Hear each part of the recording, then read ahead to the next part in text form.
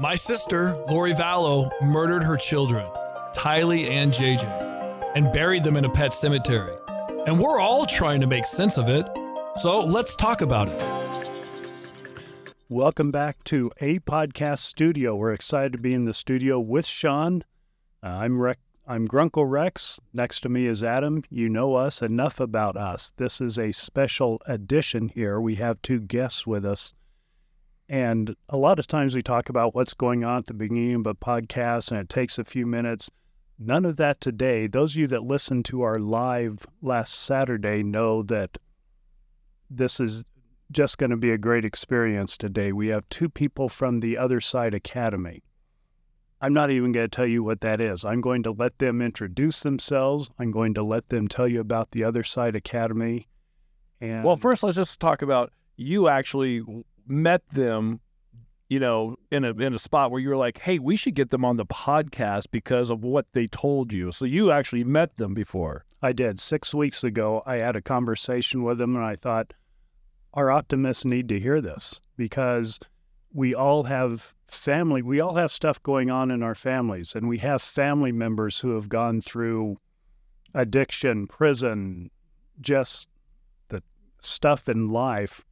And these two people have a perspective from two sides that is the perspective I believe is unique and will be beneficial from all of us. But let's let them unveil that the way they sure. The way they well, I can't wait to talk to these two guys. Okay, so introduce yourselves, Robbie and Bryan. Who's who? I'm Bryan. I went to the academy for a little over 3 years. Yeah, my name's Robbie. I'm a graduate of the Other Side Academy. Spent about 4 years there, and now I work at a place called the Other Side Village for almost a couple years now. Okay, so when you guys met Rex, what was the circumstance and what stories did you tell him? Because he came back as like, Adam, we got to get these guys on the podcast. And I'm like, okay, what's going on? So give us a little bit about that. Yeah, we got a phone call from a friend of ours and mentioned that there was somebody who was interested in a little bit of our cause, might want to take a look around the facility we work at now. And so we really just sat down and started having a conversation. Credit to Rex, he asks a lot of really good questions, and we like talking about our stories, kind of the things we've been through, the things we hold dear to us, and the conversation just unfolded organically. Love it. So let's talk about that. How did both of you end up there? I very first started at the academy. I'll get into that here in a second. But with the village, I graduated the academy and went out and got reintroduced into the community and was just working a normal job, and things just weren't feeling I wasn't feeling fulfilled. And I just kept kind of going back and searching for that missing piece. And I spoke with the executive director at the academy, and I was trying to get on at the Other Side Academy as a staff member there, and the timing was just off. And I was just that greasy wheel. I just kept going back in and just making as much noise as I could. And eventually it hit, and he called me one day and said, you know what, there's nothing for you at the academy, but there's an opening at the Other Side Village. Do you want it? And I absolutely jumped on it. What about you, Robbie? So I grew up in a chaotic childhood, started making bad decisions with crime and drugs and alcohol very young. We can delve a little into that as you guys want to know about it, but when life hit rock bottom and I was tired of the lifestyle I was living, I was looking for help and somewhere to reinvent myself, and I had burned all my bridges. That path led me to the Other Side Academy. When I got there, I had quite the experience there and spent a couple years. It's a 2.5-year residential place where you go and get back on your feet, learn how to live a value-centered life built around accountability, honesty, integrity, and hard work. Got my life back together. Really liked how I felt when I went about helping other people and trying to spread positivity instead of, what I was spreading. Mm-hmm. And it's a couple more years there. As my stay grew close to the end, there's this other thing we're a part of, which is taking the same culture and helping people that are chronically homeless. And that's where we both work now. But yeah, the academy is really where the process of change really all began. You mentioned the word rock bottom, and we have a lot of optimists that are watching this, that at some point in your life, people say you got to hit rock bottom before you actually make a change, because we know in life making changes is very hard. If you're trying to lose 50 pounds, it's very difficult. And sometimes you have to hit rock bottom before you get motivated enough to lose the weight or whatever your circumstance is in life. You hear that a lot, rock bottom. What was rock bottom for you? Like, what happened? Where were you in life where you're like, I'm rock bottom, I have got to make a life change, or I'm going to die, or whatever it was? Oh, yeah. My rock bottom was, I started heroin use at 15, progressed with that use and the life of crime that it comes with, violent crimes, stealing, things like that.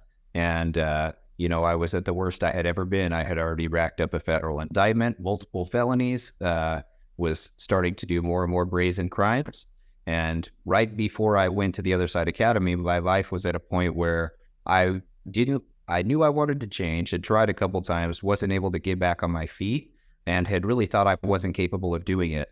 But I didn't want to die. I knew I was stuck in the pattern of going to bed, wanting to change, waking up, all of that going out the window, and going back on the search for money.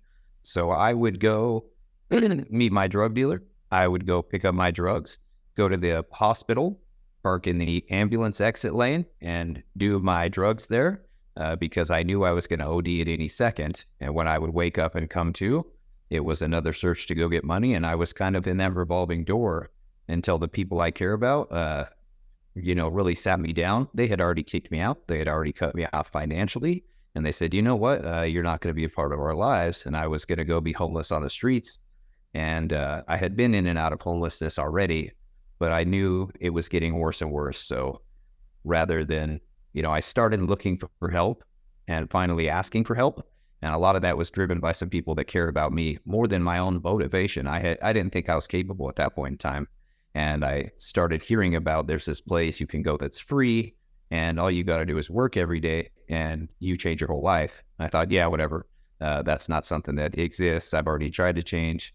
And I walked into a place where every person I met had a light in their eyes and could tell me a story that I had never heard.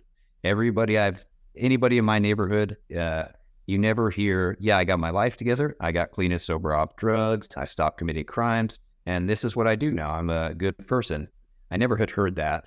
The Other Side Academy is a place where everybody has that story.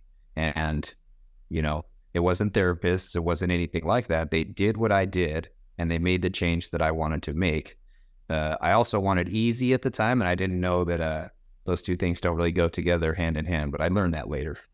No, and you make a great point. We all want things easy in life. And the fact is, learning and growing and all the things that you do in life are always so hard. At some point you have to sacrifice. At some point you have to suffer. At some point, depending on what you want to do, I think in life we've all been there. You mentioned also your family had cut you off, and I had talked about my family cutting me off for other reasons. It was opposite of yours, but do you blame your family for cutting you off if you were on drugs? And was it something that they should have done, or could they have handled it different? They should have done it sooner. My family loves me and is compassionate and wants to see the best in me. When it got to the point where I was stealing from them, where I was using them, where I was lying to them habitually, I didn't get to a place where I was going to change until that bridge was done. When my father, the last conversation we had before I went to the academy was, you're not my son anymore. Wow. It was a final thing. I didn't think that was something that could be changed. It is if you're willing to put effort in, but I had to get to a place where I had no money. I had to give my car away. I had to cut ties with everybody that I knew, even the people I thought were healthy for me, because they may have been healthy, but they didn't have boundaries like I needed. And I had to put my life on pause and trade everything that I thought I had valuable, in my life. And I really didn't have a concept of what was valuable and what I needed.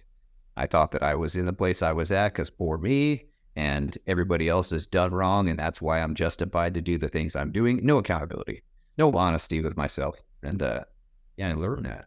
Robbie, this is so compelling. Tell us about when you were in that mindset doing drugs with your family. You didn't want to treat your family the way you treated them. How were you treating them and why? You didn't want to treat them that way, but why did you? I was in a place in my life where I was okay with my family suffering a loss or dealing with pain or dealing with uncomfortability so that I didn't have to. You know, I stole from my father. I stole from my mother. I lied to them, and they knew. I thought I was slick, but they knew. And I wasn't in a spot where I was willing to do the hard things to change. I didn't want to do those things with them. Like, I would go to bed at night, feel genuine remorse, want to change those things. But when you wake up in the morning, that all goes out the window, and you go to get money, and once you have money, you get drugs. It's like you can turn off feeling bad. You can hit an emotional switch where you don't think about anything until you have drugs and money. And then once you get drugs, you get high, and all those emotions are right there waiting for you. And every time you do that, they're waiting for you, and they're heavier and they're heavier and they're heavier. And one day, you decide to change something. Robbie, right now, in all of Optimist Town, lights are going on as people realize family members, they're realizing that those characteristics and family members that have been through something really bad, they're seeing those characteristics maybe for the first time and understanding them. Such a compelling story. It breaks my heart now to look at all the times somebody tried to help me and I took advantage of it. But the giving me money and giving me a place and setting an expectation, them knowing I was breaking it, but still being in a spot where they were going to give and one more time and one more chance. And, at some point in time, you have to look at patterns of behavior and you have to see some sort of change before you're willing to give another chance. Okay, why? Well, are you really ready? Why is this going to be different than it was the last 20 times? So, Bryan, when people come in there, and you guys listen to everybody's story, you know a lot of stories of people coming in there. How is it that you hear their story and know that they're going to change, or how do you help them change? Or do you think that they're coming in for help and they expect you to help them change? Oftentimes I think back to my change, and the stuff that helped me was people that would give me compassionate accountability, and they would help me feel heard and seen, but also I knew I couldn't get away with the stuff that I was used to getting away with, like what Robbie touched on, the lying, the cheating, the just not being the best person that I knew how to be. So neighbors that come into the Other Side Village, the one thing that I think about when I sit down and I'm interviewing somebody, or there's one that is just having a bad day and I'm just trying to help them, I just treat them like I would want to be treated. I would just listen to them like a friend, not like a teacher-student type thing, but just like somebody that's going to be there for them. And then also realize that it's not up to me if a person changes, it's going to be up to them. But I know that if I try my hardest to help somebody change, or to be the best person that I can be for somebody, and kind of build that culture with them, then they have the best shot that I know how to give them. And then I just kind of let the relationship try to cultivate and do the rest. Do you see people that come there and their families have cut them off? Do you ever see people stay cut off, or do you see families that mend back together? How do they mend back together if they do? And are people disappointed in themselves if they made their families cut them off because of their actions? Like, what have you guys seen with that? What we've seen so far is there have been self-amending, but there also has been a lot of hesitation. And that's, rightfully so. Right. Yeah, rightfully so. Our population if there's one thing we know how to do, it's burn people. And to lose that trust with the people that love you and that want the best for you. And when they finally get to that point, when they finally hit rock bottom and realize there's nothing more they can do, then it's really hard to kind of turn that whole thing around. But it is possible. Yeah, I see a lot of people, more often than not, I see the family relationships get mended. Some people, it's they've done more damage and it takes more time to earn that trust. But like I thought, for the longest time until I saw my family, I thought I was going to need to apologize and I was going to say the right thing that made it all okay, which I had done that a million times and it was never true. When I finally reached back out and started seeing my family, my father and my mom, who I have great relationships with now, when I saw them, I never apologized to them. I did tell them, thank you for being there. Thank you for supporting me through those times. And thank you for being strong when I was weak. But I already walked enough walk. I didn't have to tell them I'm sorry because they knew. I showed it with my action. A million other times I said sorry and it was just words. Mm-hmm. So tell us a little bit about, you guys have been there for a while. How often are you seeing people come into where you are that need help? And is it a variety of things? Is it drugs? Is it crime? Is it more like what is it that you guys are helping these people with that are showing up? So at the academy, yeah, the population is a little bit more of a hardened criminal. The average student's been arrested 25 times, tried multiple rehabs. And so the average person coming in there is, that's the demographic. If you need medication, there's a certain amount of medication, but they're not a clinical facility. The Village, the same beliefs and core values, except for different population, people that are chronically homeless, people who do struggle with mental illness or might need the support of medication. So very similar approaches. The academy, a little bit more of a stern hand, and the Village, a little bit more of a supporting hand. But you see everything under the sun. There's no two people that are alike. A lot of similarities, but lots of crime, a lot of addiction, a lot of mental illness, a lot of just having nobody there and being alone. Really some really broken, sad, lonely individuals who don't have a mean bone in their body, but they don't have a boundary to create a healthy life either. So it's a life skills academy. Do you think when you're seeing these people that come in that you guys are helping, when it comes to the people they hang out with? Because I've heard this by so many people. It's like you are who you hang out with, and that's always stuck in my mind because I like a lot of different people. Like I have friends that don't like the friends that I have. And so we separate ourselves. Like if I'm going to do something with this friend doesn't want to come along. But, with this whole thing of, trying to hang out with people that are good for you yet or not good for you. Do you see that a lot with the people that come in? Are these people that are by themselves, did all this by themselves, or are they hanging out with people that maybe they shouldn't be, or do they continue to hang out with people, or do they lose friendships and all that?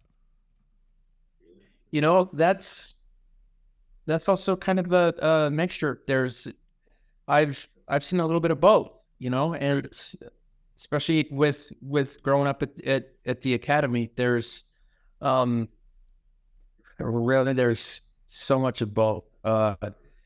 People that find themselves in a situation of being homeless that have got there by the choices that they've made. There's others that have gotten there by hanging out with the wrong group of people that have slowly started down this path of lying, cheating, manipulating, maybe doing drugs, maybe abusing, or whatever the case may be. So it's just a huge mixing pot of both. I think the one common thread is it is very rare that they hang out with people that can have an honest conversation about what's happening in their life where they're not pulling punches.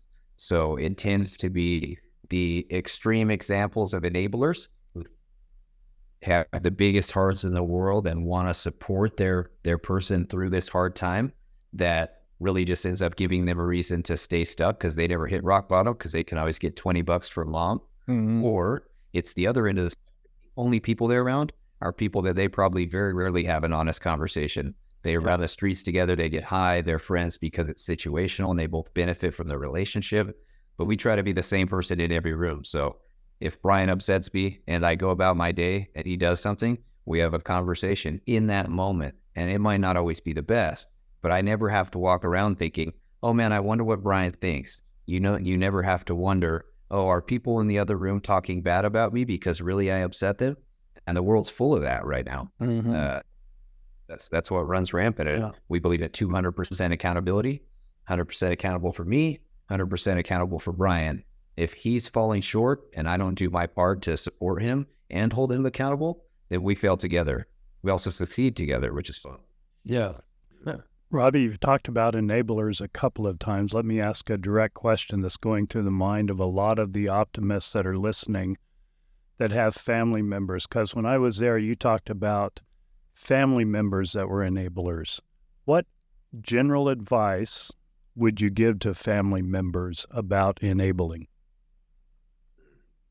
I would say to set very clear expectations. Set very clear expectations and stick with them. And, you know, everybody is pretty good at setting a hard boundary or a hard rule or something that they're going to do.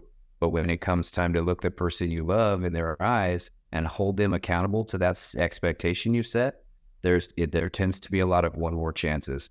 My parents have the biggest hearts in the world, and it's hard to take a look at yourself and say, you know, I love this person and I care about them, but sometimes letting real world consequences take place is the hardest thing. I can only imagine what it's like to be a mom going through what I put her through. Actually, I know what it's like now, not from lived experience, but I've talked to her. But it's hard to not support somebody in active addiction.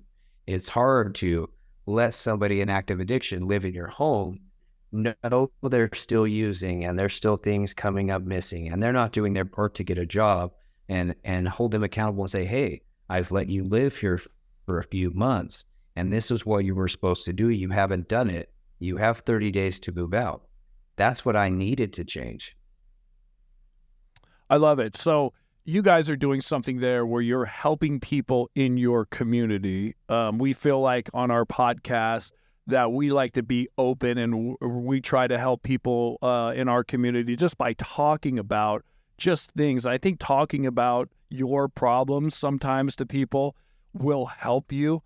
And you'd mentioned, you know, people that come there at some point have to change. And we mentioned change being the hardest thing. I'll ask both of you the question. You can both answer this. What physical or mental things do you see people there that they actually do to help them change? Because changing your personality, changing your mindset, changing your spirit, your spirituality, or whatever it is that you want to change to be a better person, what goes into that? There's people that change the music that they listen to. There's people that also, you know, lean into discomfort. They put themselves in situations that are going to be uncomfortable for them and try to learn from them and feel that discomfort, sit in that, and then grow. Try to learn how to grow from that instead of shy away from that or hide from it. And there's also people that just want to change certain clothes that they wear, and it all kind of just helps them build into the person that they want to be. But it all really starts with leaning into discomfort. Yeah. I love that you touched on talking about things. That was the first step of change for me, because when I was in that lifestyle, there was not one relationship that I could sit down and be 100% honest about everything with. And when I could sit down and spill it out to somebody else, this is what's going on, I had to take an honest look with myself about it. And then all of a sudden I had an ally in this battle. So it started for me with talking about everything and anything. Nothing's dumb, no emotions wrong. You don't have to explain yourself. You're going to feel some feelings. You're going through some hard things. And then the next step of it was realizing that little voice I had in my head that told me to go do the thing I wanted to do because it's what I wanted, but it was at somebody else's expense, is the worst voice I ever listened to.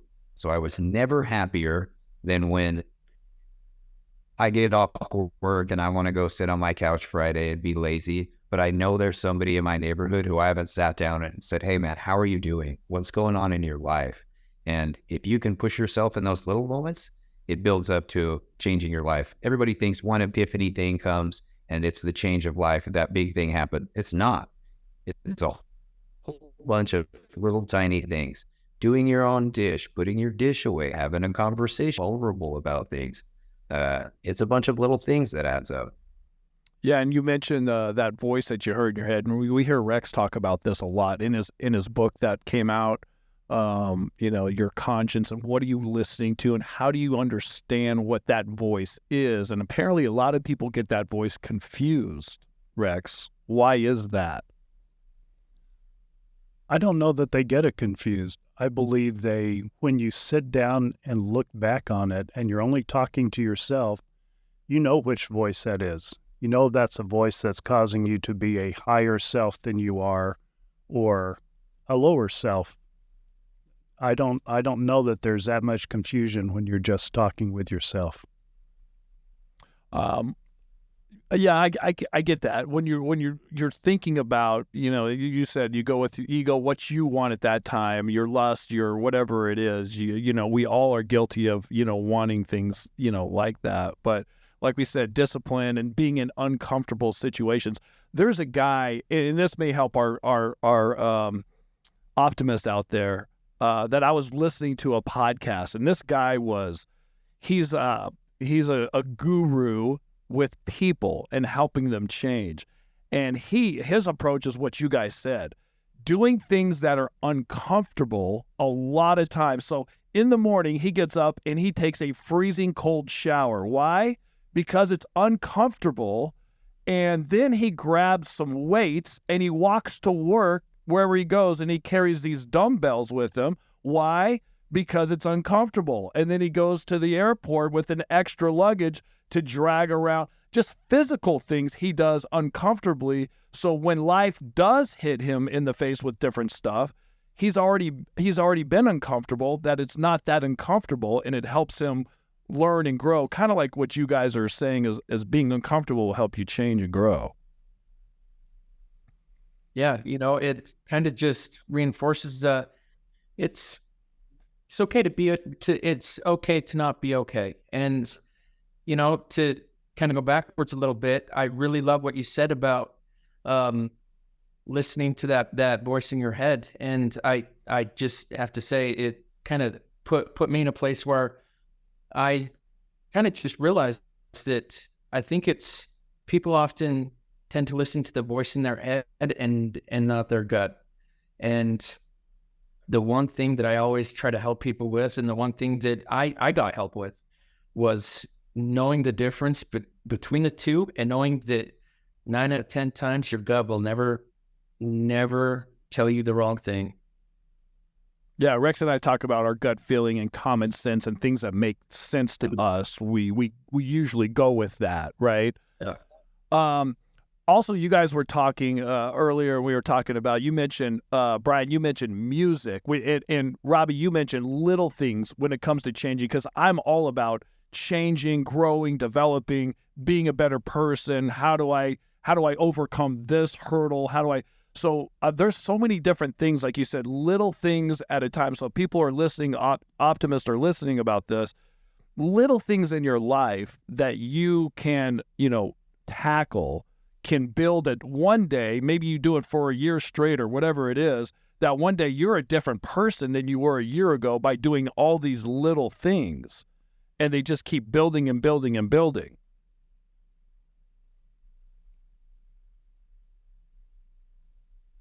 I think we lost them. We go. Are you guys back? Okay, sorry. I thought I threw something off. I just really feel like, there's definitely something there. Yeah. You want to go ahead? I only heard like the first little bit of the question. Oh, Oh, just changing, like we've talked about music. You talked about music, and Robbie talked about little things and change. You know, Rex and I, not too long ago, were talking to a comedian named Craig Shoemaker, and he's all about comedy, and comedy helps people change, and your endorphins go up, and the happier that you feel, the easier it is to change. And we're all looking for an easy way out, right?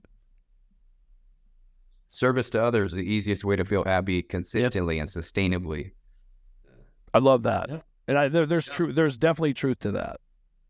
I wish everyone could go through the academy there and see the values there on the wall and talk to people. So that's why I want to do more. I'm hoping we can come up, do a live session, let people ask the questions that hopefully they're going to be asking in the comments the next few days. So when we do a live session here, we can address some of them. But I'm anxious to get back together with you two, maybe some other people up there at the academy. I'd like, as I mentioned before, Joseph Grinny to maybe share his story with us. So not the last time we hope that we're going to be with you, but thank you for sharing something so intimately personal as your stories. It's just, I can't wait to hear the reaction from our optimists. I think it's so beneficial for all of us to hear your common sense, straightforward approach to very, very difficult parts of life. All right, guys. Hey, thank you guys for coming on with us, and we will have you back on for sure. It was a pleasure. All right. Thank you. All right, everybody. Thank you for watching. We will see you next time on Silver Linings Podcast. This has been Tylee and JJ's Silver Linings Podcast. Your input is helping us make sense of this. We encourage your comments on our Facebook page or email Tylee and JJ's Silver Linings at gmail.com.